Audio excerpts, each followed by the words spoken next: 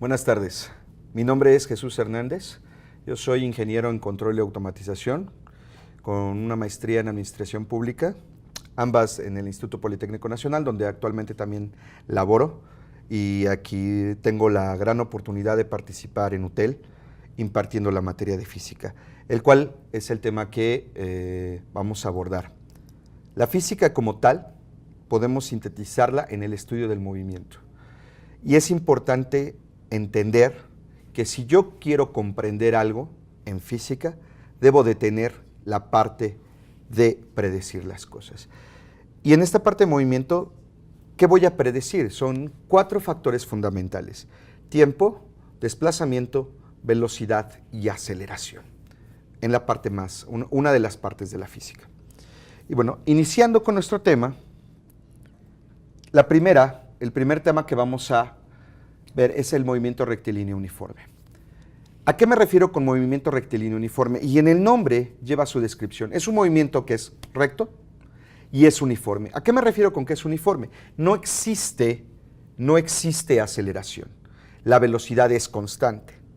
En este sentido, yo puedo decir o puedo resumir que en el movimiento rectilíneo uniforme tengo distancias iguales en tiempos iguales.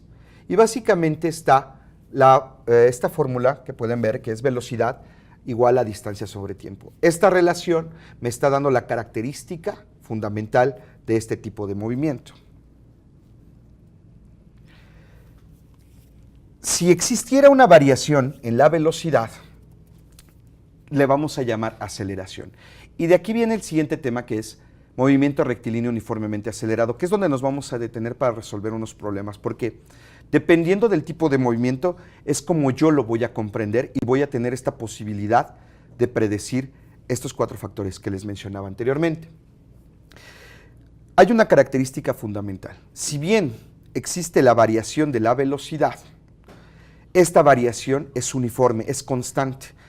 En algunos libros lo van a encontrar no como MRUA, lo van a poder encontrar también como movimiento rectilíneo uniformemente variado. Pero la característica es el mismo. No existe una variación en la aceleración. Tiene que ser uniforme para que lo pueda considerar como MRUA. Es decir, su aceleración es constante. Y como pueden ver, la gráfica ya rompe con el MRU, con el movimiento rectilíneo uniforme, donde hablábamos de tiempos iguales, distancias iguales. Tan es así que la gráfica ya no se comporta como una línea recta. Podemos ver, la gráfica es una curva, obviamente con esta variación llamada aceleración, que ahora ya no es una línea recta. Estas variaciones me están generando una línea curva. Y bien, es importante que siempre tengamos a la mano, si vamos a resolver problemas, tengamos a la mano un formulario. Tenemos que identificar patrones y como pueden ver ahí se ven muchas fórmulas, no se ve ninguna relación entre ellas, pero sí es fundamental que vean las 3 primeras. Desplazamiento, las 3 me van a determinar distancia. Podemos ver, la primera es desplazamiento, me indica la suma del producto de la velocidad inicial por el tiempo, más el producto de la aceleración por el tiempo al cuadrado dividido entre 2. Todas las fórmulas las puedo usar. ¿De qué va a depender? Porque siempre es como la pregunta obligada, ¿no? No sé qué fórmula ocupar en un problema. Pues va a depender de los elementos que tú tengas en el problema para poder discernir entre fórmula entre una y otra. Si ven en la parte de abajo tengo velocidad, tengo 2 fórmulas de velocidad, velocidad final, velocidad inicial. Y este conjunto de 5 fórmulas nos llevan a encontrar esas variables que yo les decía. Velocidad, aceleración, tiempo y desplazamiento. Vamos a hacer un problema. No olviden estas fórmulas, manténganlas en mente. Yo los invito a que las escriban, ¿sí? De hecho, supongo que ya las tienen, pero para que las podamos identificar. Para esto vamos a entender otro tipo de movimiento. Este tipo de movimiento es caída libre. ¿Y a qué me refiero con caída libre? Su nombre lo dice. Es como si yo tuviera algo en las manos, un cuerpo X, lo que sea, y lo suelto. No lo aviento para abajo, no aplico una fuerza hacia arriba, no lo aviento de forma lateral, horizontal, en ninguna dirección. Simplemente lo suelto. Por eso se llama caída libre. ¿Qué es lo que hace que este cuerpo que yo estoy soltando tienda a caer? Lo que hace que caiga es la gravedad y eso lo conocemos, lo ubicamos. Por lo tanto, es un movimiento rectilíneo uniformemente acelerado. ¿A qué me refiero con que es uniformemente acelerado? Su aceleración es la gravedad. Por eso cumple con las condiciones del movimiento rectilíneo uniformemente acelerado. Pero tenemos una condición que nos facilita las cosas. Y aquí la aceleración siempre la voy a conocer. Y de manera estándar, la aceleración es 9.8 metros sobre segundo al cuadrado. Esto ya nos facilita los cálculos. Y vamos a aplicarlo en un problema. Y como pueden ver, estas fórmulas que voy a utilizar para la resolución del problema, si se dan cuenta, son similares a las que vimos en el movimiento rectilíneo uniformemente acelerado. Lo único que ha cambiado es que en lugar de tener aceleración, yo tengo gravedad. Pero son exactamente las mismas fórmulas. Y nosotros sabemos la gravedad, conocemos el valor de la gravedad. Insisto, 9.8 metros sobre segundo al cuadrado. Veamos un problema, y el problema nos indica que un niño nos deja caer una pelota desde una ventana que está a 60 metros de altura sobre el suelo. Hay que determinar el tiempo en que tarda este cuerpo al caer y la velocidad con la que va a chocar. Y aquí es importante primero analizar. ¿Qué datos tengo? Lo que tengo es la altura, que son 60 metros. Eso es lo primero que tengo que entender. ¿Y qué me están pidiendo? Me están pidiendo el tiempo en el que tarda en caer el cuerpo y la velocidad. Y si estoy hablando de la velocidad con que choca, estoy hablando que lo que yo necesito determinar es la velocidad final. Esto es fundamental. Antes de que empezar a resolver un problema, tengo que analizar qué datos me están dando y qué tengo para resolverlo. Entonces, primero entiendo, como dato, 60 metros es mi altura, me están solicitando tiempo y velocidad final. Bien, vamos a utilizar las fórmulas.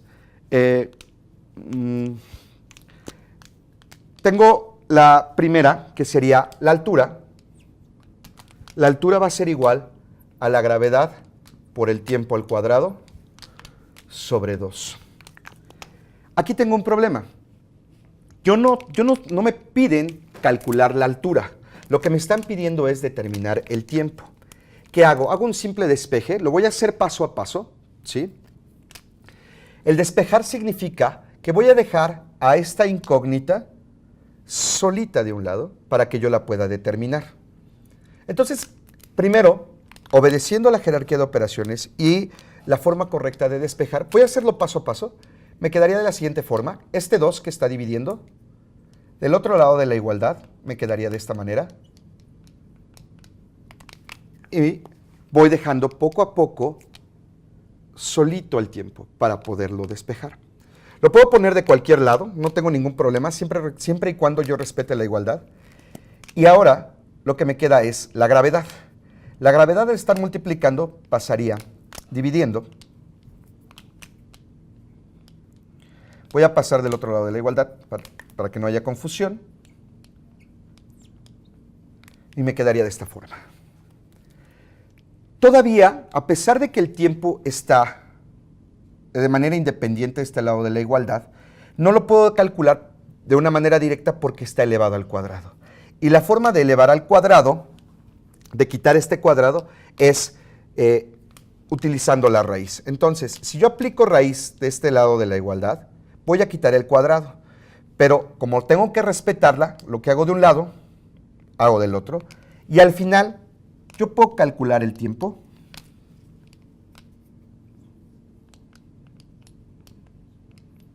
con la siguiente expresión. Y así yo ya puedo determinar el tiempo. Si podemos mostrar la parte de la presentación y los cálculos, me quedaría de la siguiente manera. Voy a borrar para que puedan ver ya el análisis completo y puedan ver la presentación de los resultados. Quería mostrarles, el objetivo de escribirlo es mostrarles la parte de cómo despejamos el tiempo.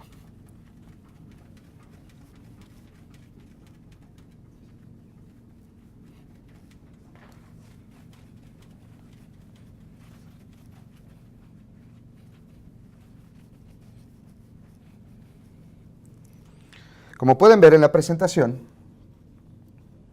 lo que tengo es el despeje ya hecho. Lo tenemos de este lado. Aquí está mi fórmula, a lo que habíamos llegado. Y el otro inciso, el otro cálculo era la velocidad final. Que al tener el tiempo ya lo puedo calcular de manera directa. ¿Qué es lo importante aquí? ¿Qué es lo que debo yo de visualizar? Dentro del problema tengo datos ocultos. Y como es un tiro parabólico, mi tiempo, mi velocidad inicial es 0. ¿Ok? Esto es fundamental porque me va a simplificar mis cálculos. Entonces, si yo sustituyo los valores, voy a poder determinar que el tiempo en caer el cuerpo es de 3.5 segundos. Con el uso del tiempo, yo ya puedo utilizar la fórmula de la velocidad final, conozco la gravedad y ahora que conozco el tiempo, puedo determinarlo. Y la velocidad antes de caer del cuerpo, antes de chocar, es de 34.3 metros sobre segundo. Es importante, antes de resolver, saber en qué movimiento estamos. Esto nos va a brindar la posibilidad de saber discernir qué fórmula ocupar y cómo poder simplificarla. En el caso de caída libre, la gravedad es 9.81, no hay variación de gravedad, si es caída libre, y la velocidad inicial es 0. ¿Por qué? Porque no hay nada que lo empuje, simplemente lo suelto, parte del reposo. Otro tema importante en el MRUA es el tiro parabólico. Y en este tengo dos clasificaciones fundamentales. El tiro parabólico horizontal y el tiro parabólico oblicuo. Como pueden ver en la imagen, ese tiro parabólico horizontal, no hay un movimiento hacia arriba, por eso es horizontal, de ahí del nombre viene su penitencia, parte de un punto y inicia el movimiento de manera horizontal y por efecto de gravedad el cuerpo empieza a caer. ¿Qué es lo importante en el tiro parabólico? A pesar de que nosotros estamos viviendo en 3 dimensiones, lo vamos a analizar en 2 dimensiones. Y el tiro parabólico lo voy a ver de la siguiente manera. Imaginemos este eje. Yo parto de mi punto inicial, como está en el dibujo, como está en la imagen, perdón, y empieza a tener un movimiento en este sentido. ¿Cómo lo voy a analizar? Yo voy a tener la posibilidad, con los cálculos y las fórmulas del tiro parabólico horizontal, de poder predecir, por ejemplo, el cuerpo en este punto, cuánto se desplazó, que sería esta distancia, y también voy a tener la posibilidad de calcular el tiempo en cada uno de los puntos donde el tiro parabólico se desarrolle. ¿Cómo voy a hacer esto? Bueno, lo voy a entender como un plano cartesiano, con componentes en X y componentes en Y. Vean, y esto es muy importante, que el movimiento no inicia hacia arriba, inicia horizontal y por efecto de gravedad va cayendo. ¿Ok? Ese es el movimiento parabólico, tiro parabólico horizontal. Pero en la realidad, o de manera más factual, no funciona de esa manera. Tenemos el tiro parabólico oblicuo. ¿Cuál es la diferencia fundamental con el tiro parabólico oblicuo? Bien, que ahora sí tengo un movimiento hacia arriba. Como pueden ver, el movimiento ya no nace de forma horizontal, hay un vector de manera vertical hacia arriba que está generando que el movimiento inicie de forma creciente. Llega a un punto final, su cenit del movimiento, y empieza a bajar. Vamos a analizarlo, a pesar de que está la imagen, voy a explicarlo de la siguiente manera. Yo parto de un inicio. Llegamos y lanzamos un proyectil, un cuerpo, en este sentido.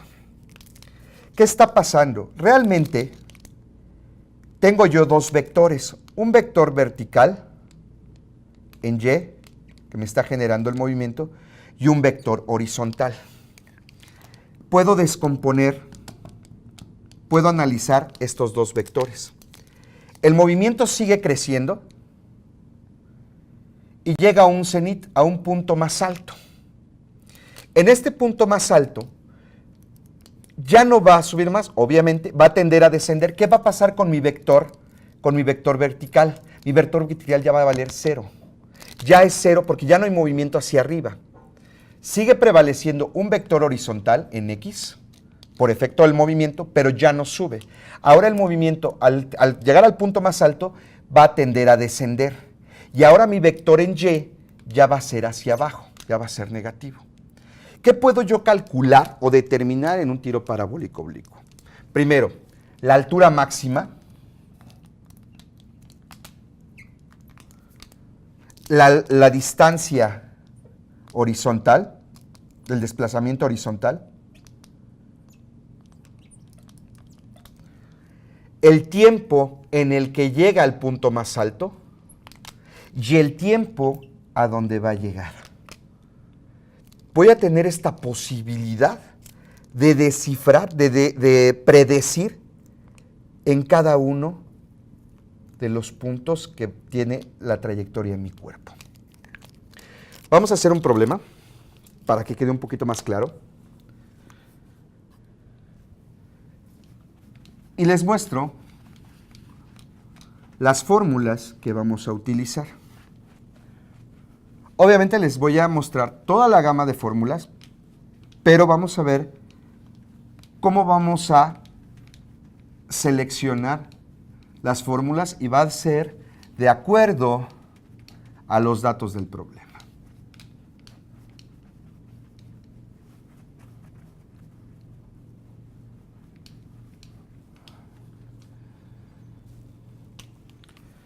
Si pueden ver en pantalla, no sé si ya lo pueden ver en pantalla, está el resumen de fórmulas. Les decía yo, velocidad inicial vertical, velocidad horizontal, la altura máxima, el tiempo en subir, el tiempo que dura en el aire, que sería todo el trayecto del que habíamos hablado, y el desplazamiento horizontal.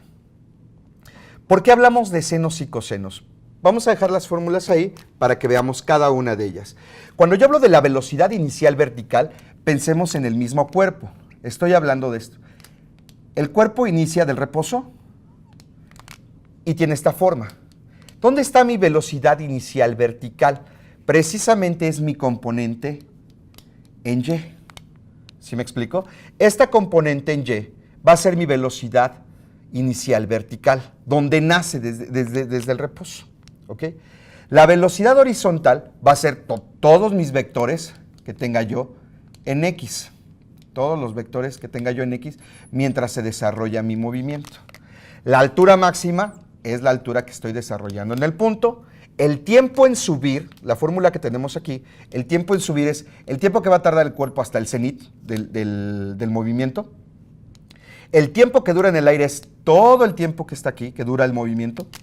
Puede ser que lleguemos más abajo, pero ahorita nos vamos a concentrar en un problema que sea, digamos, horizontal. Y el desplazamiento horizontal, eso ya nos quedó claro, que sería esta parte del movimiento. Pero, ¿qué tiene que ver el seno o el coseno? Cuando yo estoy hablando de esto, voy a borrar esto para que lo veamos, para que no dejen de perder, no pierdan de vista la fórmula. ¿Por qué usamos senos y cosenos? A muchos como que se nos dificulta el mezclar funciones trigonométricas para la resolución de problemas, pero la verdad es que es muy sencillo. Simplemente hay que comprenderlo. Pensamos en un punto de referencia, en mi eje, ¿sí? Y mi movimiento inicia. Si yo lo veo, mi movimiento tiene un desplazamiento de este tipo, pero no me va a interesar en este momento que sea curvo. Voy a verlo como si fuera recto. Si yo lo veo como si fuera recto, tiene una componente en X, en este punto, y tiene una componente en Y. ¿Qué estoy generando? Estoy generando un triángulo rectángulo. Este es mi Y y este es mi X, mis componentes, basados en un ángulo. ¿Quién es mi velocidad inicial? Mi velocidad inicial vertical, mi velocidad inicial tiene dos componentes, la componente en X y mi componente en Y. Me está diciendo velocidad inicial vertical. ¿Qué tiene que ver el seno? Bueno, si yo veo esto es como un repaso de teorema de Pitágoras, la función seno del ángulo, es igual al cateto puesto sobre la hipotenusa. En este caso, el seno del ángulo, si yo lo traslado a esto, ¿a qué es igual? A la velocidad inicial, ¿sí?, que es mi vector principal, sería mi cateto puesto, mi componente en Y, es decir, la velocidad inicial vertical, ¿sobre quién? Sobre la hipotenusa, que en este caso, mi hipotenusa es mi velocidad inicial. Entonces, si yo despejo, porque lo que yo tengo que determinar es esto, al despejar la velocidad inicial vertical, va a ser igual a la velocidad inicial, al estar dividiendo del otro lado de la igualdad, es multiplicando, pasa multiplicando, multiplicada por el seno del ángulo. Quise explicar esta parte para que veamos la relación que tienen las funciones trigonométricas con mis fórmulas. Ya sin tanto, ya notaron las fórmulas, ya las tienen. Vamos a resolver un problema. Precisamente un problema de lanzamiento de un proyectil.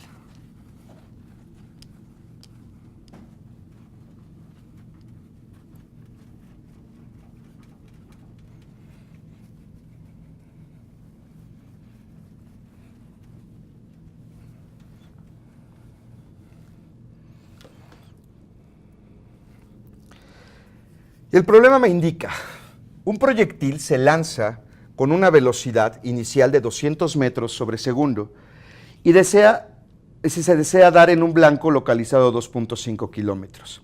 ¿Qué tengo que determinar? El ángulo con el cual debe de ser lanzado y el tiempo en que tarda en llegar al objetivo. ¿Qué datos tengo? Los voy a poner de este lado. No pierdan de vista, es importante, de verdad, analizar toda la información que nos da el problema. Tengo una velocidad inicial, que son 200 metros sobre segundo. Ya está en unidades del sistema internacional. Ya no tenemos que hacer ninguna conversión. Y tenemos la distancia, el desplazamiento horizontal, que son 2.5 kilómetros. En este punto, sí debo de realizar una conversión para pasar estos kilómetros a metros. Y bueno, puedo decir que son 2.500 metros. Ya tengo los dos datos en el sistema internacional, tanto la velocidad inicial como el desplazamiento horizontal, que es el punto donde está localizado. ¿Qué necesito? Bueno, a mí me están pidiendo, como pueden ver en pantalla, me están pidiendo el primer punto, que es el ángulo. Esta es mi incógnita, el ángulo con el que debe de ser lanzado y el tiempo en que tarda en llegar al objetivo. El tiempo de toda la trayectoria. ¿Ok? ¿Qué necesito? Bueno, si podemos ver las fórmulas, me dice que la distancia horizontal es igual a la velocidad inicial al cuadrado por el seno de 2 veces teta sobre la gravedad. El tiempo que dura en el aire toda la trayectoria es igual a 2 veces la velocidad inicial vertical sobre la gravedad. Y la velocidad inicial vertical es igual a la velocidad inicial por el seno del ángulo. ¿Por qué tenemos todas estas fórmulas? Porque, bueno, lo primero, yo no puedo obtener el tiempo si no tengo primero la velocidad inicial vertical. Eso es como fundamental. Entonces, tengo que calcular primero el ángulo, ¿ok? Y tengo esta fórmula, me dice distancia horizontal es igual a la velocidad inicial al cuadrado por el seno de 2 teta sobre la gravedad. ¿Qué voy a hacer? Y voy a hacer este despeje aquí. Vean la fórmula para que vean cómo puedo yo desarrollar, porque siempre nos cuesta un poquito de trabajo despejar de funciones trigonométricas. Ahora, esto es fundamental. El argumento de una función trigonométrica es intocable algebraicamente. Solamente la puedo yo manipular mediante identidades trigonométricas. ¿A qué me refiero con eso? Voy a despejar de la fórmula de la distancia horizontal, voy a despejar al ángulo. Veamos lo siguiente. La gravedad está dividiendo. Quiere decir que del otro lado de la igualdad sería multiplicando. Entonces tengo yo distancia horizontal por la gravedad igual a menos la velocidad inicial al cuadrado por el seno de 2 teta. Pero a mí me interesa el ángulo. Entonces, la velocidad inicial al cuadrado, este factor que está multiplicando, pasa dividiendo y me quedaría de la siguiente manera. Distancia horizontal sobre la gravedad, perdón, sobre la velocidad inicial al cuadrado igual a menos el seno de 2 teta. Y esto es bien importante. Antes de hacer cualquier cálculo con su calculadora en funciones trigonométricas, si están manejando grados, por favor que su calculadora esté configurada en grados. Es decir, en la parte superior debe de estar indicado la letra D o DEG, porque si tiene radianes, los valores son diferentes. Muchas veces entienden el problema, tienen los datos, la fórmula correcta, sustituyen bien, pero no llegamos al resultado correcto. ¿Dónde está esta diferencia? Y muchas veces simplemente es la calculadora que nos está dando un valor erróneo de la función trigonométrica. Ok, sigo con esto entonces. ¿Y qué pasa? Pues voy a quitar este signo negativo, simplemente lo que hago es ponerlo de este lado. Entonces ya puedo determinar que el seno de 2 teta es igual a la distancia horizontal por la gravedad sobre la velocidad inicial al cuadrado. Pero este es el valor del seno de 2 teta. Voy a borrar esto para que puedan verlo en pantalla. Quería explicarles el despeje.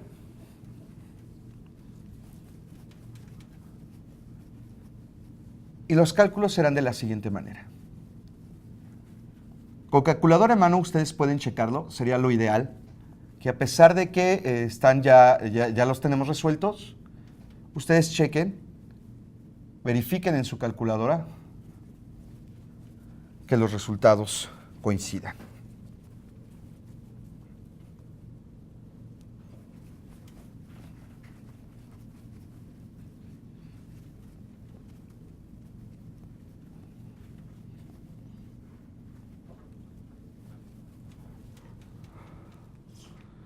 Veamos en pantalla.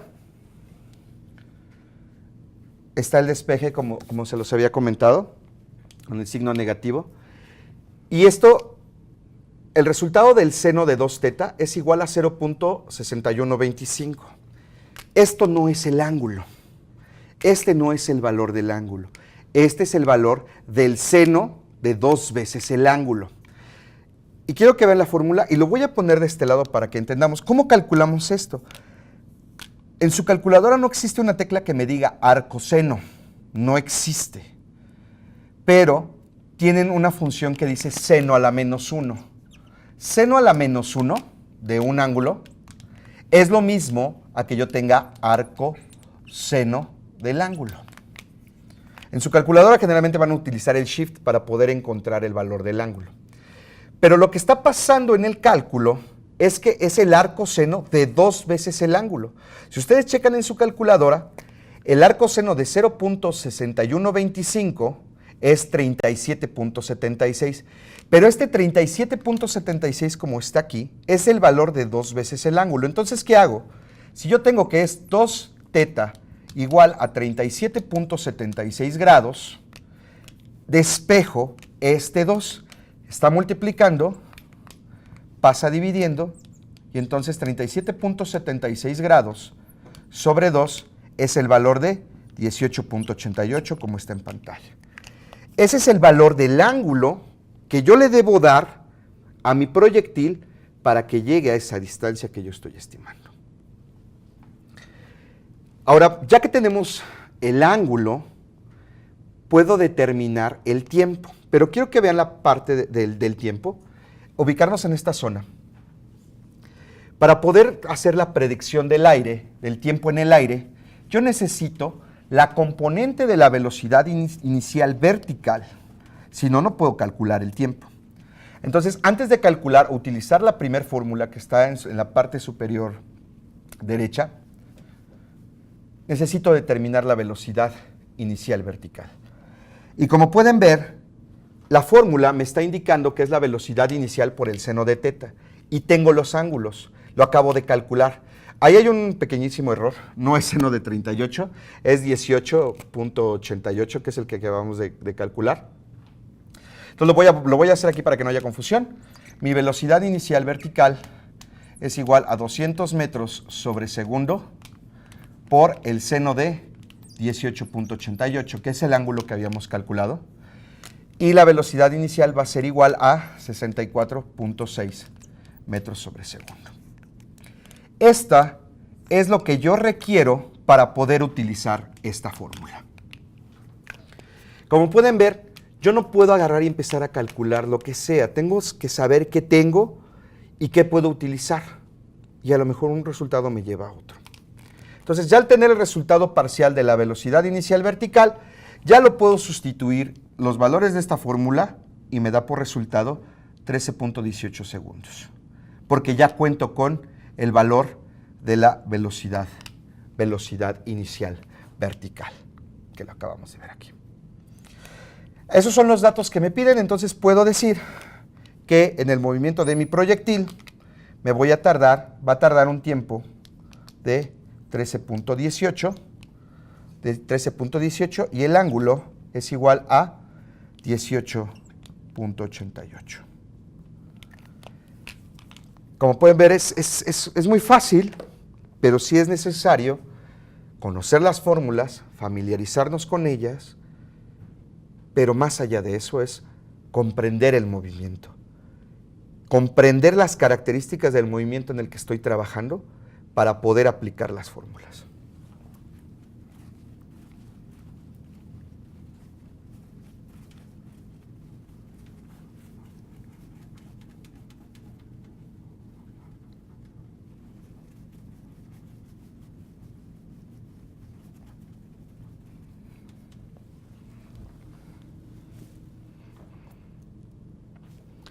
Vamos a hablar de otro movimiento que es el movimiento circular.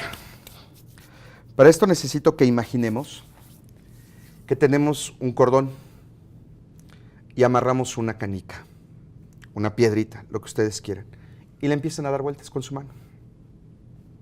Ahorita no importa la distancia del cordón, simplemente quiero que le empiecen a dar vueltas con su mano, donde la velocidad sea constante.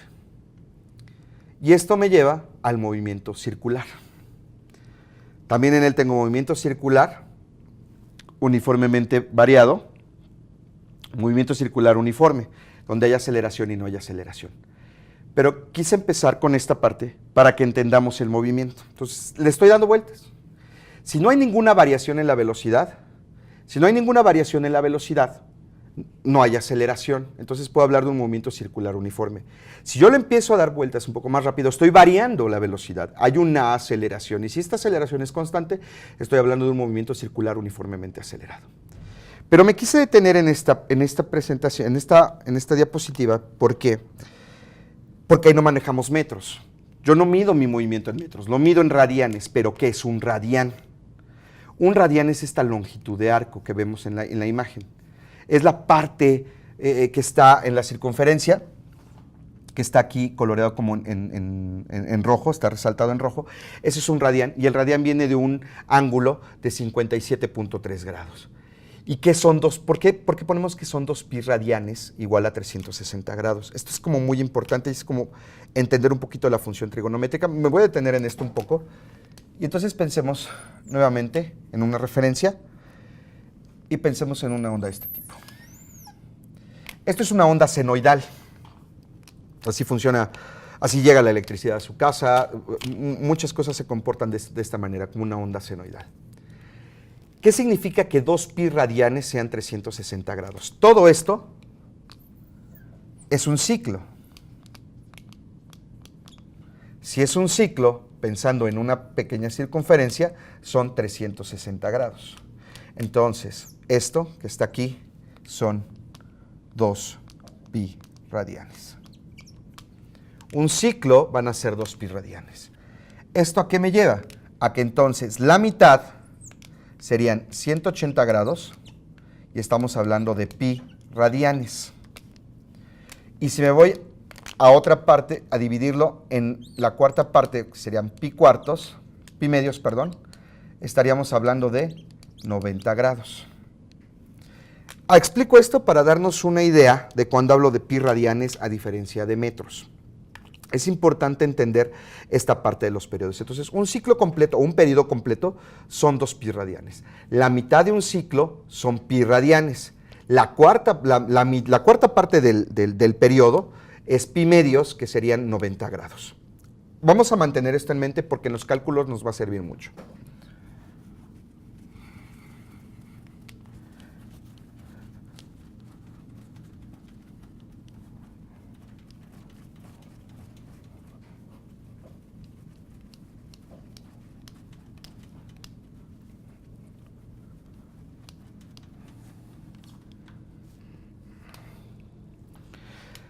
Bien, como les dije, estábamos hablando de periodos, que es un periodo son 2 pi radianes, pero también lo puedo cuantificar y tengo dos unidades principales. Primero, dos magnitudes, que sería periodo y frecuencia. La frecuencia la voy a conocer como hertz. Los hertz es el número de ciclos, el número de vueltas, si lo queremos ver, ciclos, vueltas en un segundo. Pero también tengo el periodo, que son el tiempo en que tarda dar una vuelta. Entonces, si vemos la relación, hay una relación recíproca que pueden ver en este lado, donde la frecuencia es el recíproco del periodo y el periodo es el recíproco de la frecuencia. Como pueden ver, sus unidades alternan, segundos, ciclos, ciclos, segundos. Y son las unidades que vamos a manejar porque estamos en un movimiento circular. Y como pueden ver, quiero que vean esta fórmula de velocidad angular. Corresponde al movimiento circular uniforme, donde no hay como tal aceleraciones. Y quiero que vean las unidades que me indican radianes sobre segundos. La velocidad media es igual a la velocidad final por la velocidad inicial. Lo único que está pasando, las fórmulas son similares, es que en lugar de ver esto en el MRU, ahora lo que estoy viendo es esto, omega m, ¿sí? Igual tengo yo desplazamientos. El desplazamiento lo voy a ver en radianes, ya no en metros. El tiempo siempre será en segundos, ¿sí? Y las fórmulas son muy similares. Digamos que lo más nuevo sería la parte de omega igual a 2 pi sobre t, que sería la velocidad.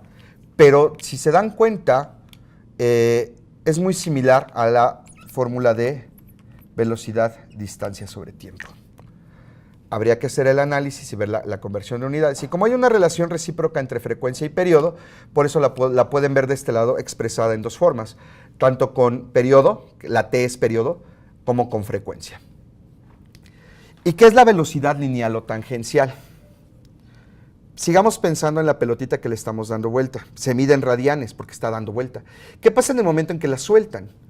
Si ustedes sueltan ese cordón donde está amarrada la canica o la piedrita, va a salir disparada. No va a salir en círculos, va a salir de forma lineal. Precisamente esa es mi velocidad lineal. Vamos a hacer unos problemas de movimiento circular uniformemente acelerado y les muestro las fórmulas. Como pueden ver, esa A, no es A, es alfa, es aceleración, y este es el resumen de fórmulas. Si se dan cuenta, otra vez, son exactamente no las mismas, muy similares, pero de verdad son muy similares. Igual, aquí lo que está cambiando, en lugar de tener desplazamiento, lo que tengo es teta. En lugar de tener velocidad, lo que tengo es omega, ¿sí? En lugar de tener aceleración, lo que tengo es alfa, ¿sí? Entonces, es exactamente lo mismo en la concepción. ¿Por qué? Porque al final el movimiento es muy similar. Es movimiento circular uniformemente acelerado. Por eso a veces perdemos mucho tiempo en aprendernos 50 fórmulas y la base son 5.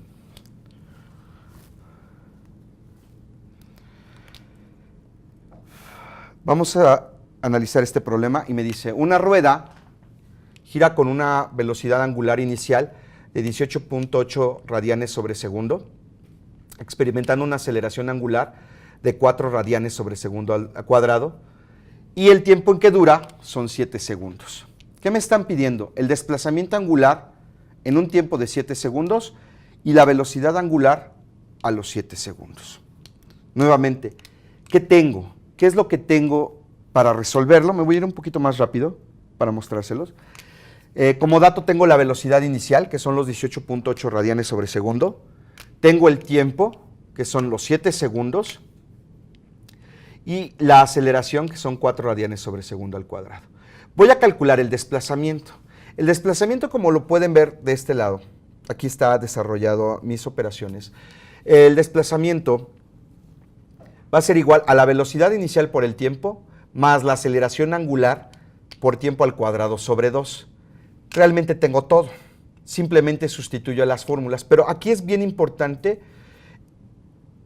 las unidades. No estoy manejando metros sobre segundos, ya estoy hablando de un movimiento circular, entonces utilizo radianes sobre segundo. Y si estoy calculando desplazamiento, me tiene que dar al final las unidades como radianes. Y como pueden ver, en el análisis dimensional, lo voy a poner de este lado, aquí, para que veamos el análisis dimensional.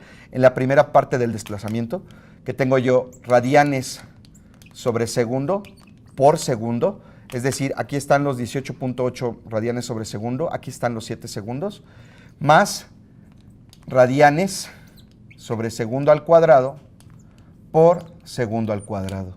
Aquí está mi aceleración de 4 radianes sobre segundo y aquí están mis 7 segundos al cuadrado. Vean el análisis dimensional, ¿sí? El tiempo se simplifica y el tiempo se simplifica y al final lo que me da es radianes. Como pueden ver, es muy importante el análisis dimensional. Hago hincapié en esta parte porque es lo que nos va a permitir verificar la congruencia de nuestros resultados. Y como pueden ver, ya tengo el desplazamiento, son 229.6 radianes. Ahora lo que me queda calcular es la velocidad final. La velocidad final que tiene después de esos 7 segundos. Después que le doy vuelta con esa aceleración, en 7 segundos, ¿cuál va a ser mi velocidad final? Obviamente hay un incremento. Inicio con 18.8 radianes sobre segundo y después de esos 7 segundos, ¿qué velocidad voy a tener? La muestra está aquí, los cálculos, mi velocidad final son mis 18.8 radianes sobre segundo que tengo como dato de velocidad inicial. Conozco mi aceleración, que son 4 radianes sobre segundo, y sé el tiempo. Simplemente sustituyo y ahora puedo predecir que después de esos 7 segundos con esa aceleración constante voy a tener una velocidad de 46.8 radianes sobre segundo.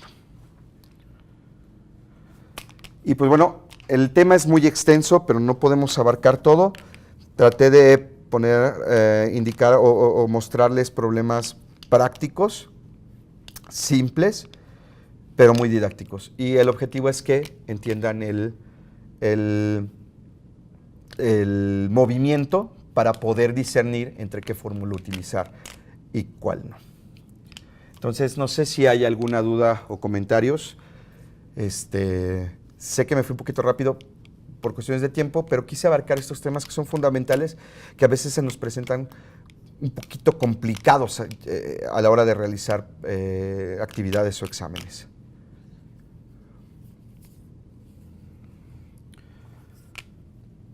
Ok, por ahí tengo, la pregunta es, ¿por qué las fórmulas de caída libre son similares a la del MRUA? Ok, porque la caída libre es un movimiento rectilíneo uniformemente acelerado. Al momento en que yo dejo caer un cuerpo, la aceleración la conocemos como gravedad. Son similares y de hecho, por ahí lo comenté en la exposición, simplemente a la fórmula le cambiábamos A por gravedad, porque es un movimiento rectilíneo uniformemente acelerado. En el momento en que yo lo suelto no hay ninguna fuerza externa, simplemente está cayendo por efecto de gravedad, que es mi aceleración. Precisamente por eso son similares. Gracias. No sé si hay otra pregunta.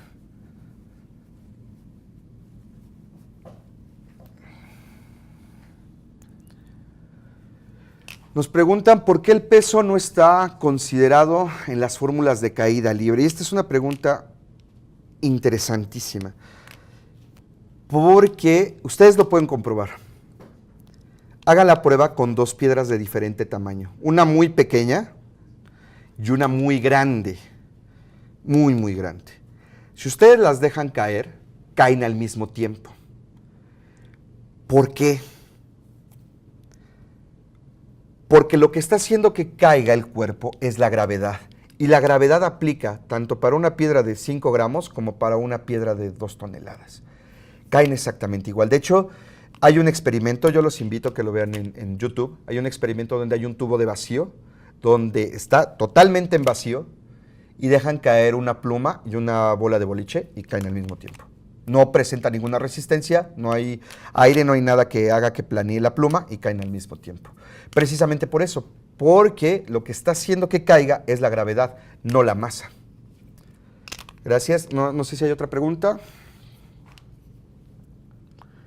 ¿Por qué la velocidad se mide en metros sobre segundo? Están en radianes. Ok, regresamos a la parte de estar girando con un cordón, a una canica, a una piedrita, lo que quieran, están girando. ¿Por qué lo mido en radianes? Porque precisamente sus desplazamientos son circulares. Pero en el momento en que yo suelto el cordón, yo lo suelto, la piedrita del cuerpo que está amarrado no sigue girando, sale disparada en línea recta. Ya, al perder este movimiento circular y salir disparado en línea recta, precisamente por eso ya se mide en metros sobre segundos. Esa es la razón.